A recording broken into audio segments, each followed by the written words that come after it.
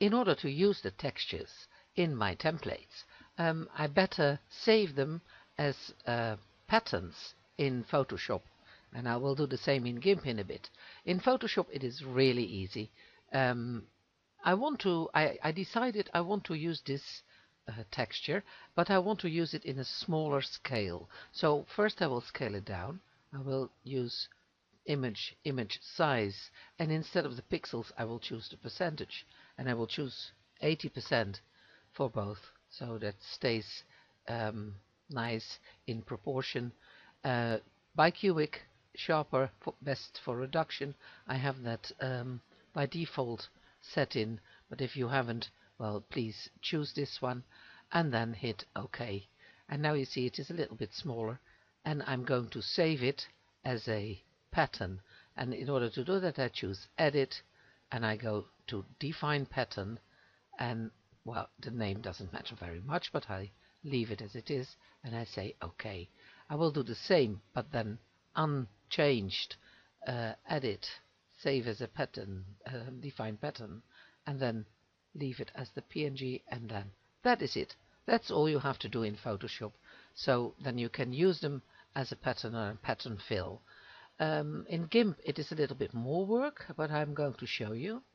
I'm going to show you starting with this pattern, which is the original.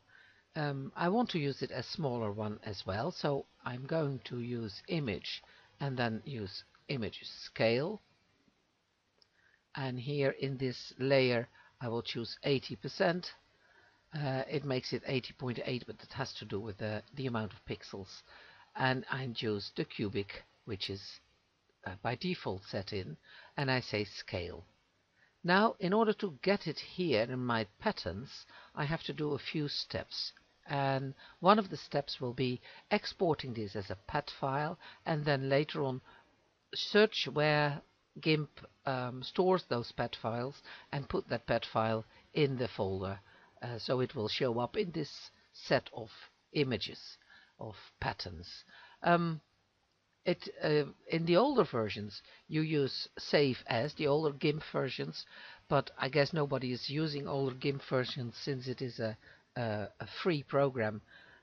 You can always work with the latest version, so I will only demonstrate the latest way, and that is going to File and then going to Export. Export actually exports it in another file. I've done it before, so I renamed this to geometrical pattern red gold dot pat, and here I need to choose the GIMP pattern pat. By default it is on all files, and I will need to find the pat file, and then I click on export, and here it says, do you want a description to be a GIMP pattern? Yeah, that is fine with me, so I choose export. Now I know that in a later stage I want to use the pattern in 80% of this pattern. So factually that is 64% of the original. So I will sort of repeat the steps that I just did. I go to Image, Scale Image, and again I will choose 80%. Now it takes 80% as it is. Leave the interpolation, say Scale, and again go to File and Export, and call this one Small Geometrical Pattern Red Gold Small, and say Export. Yes, a pattern is fine, and export. Good. I can close this one without saving and switch to the other pattern and do the same with this pattern. Well, not resizing it, because I can use it as is.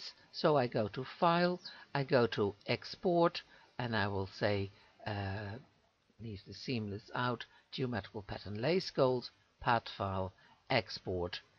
Also a GIMP pattern, export is fine.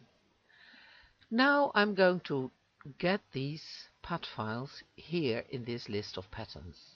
In order to do so, I will have to find out where GIMP is saving these patterns.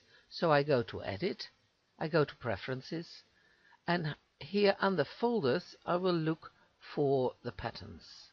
And I see it is storing it in D program files GIMP. That is for me.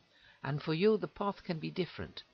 So if you have a different path, then open your Explorer and find this location, as I did here, program files, GIMP 2, etc., etc., etc. I found that location, and I will find my geometrical patterns where I saved those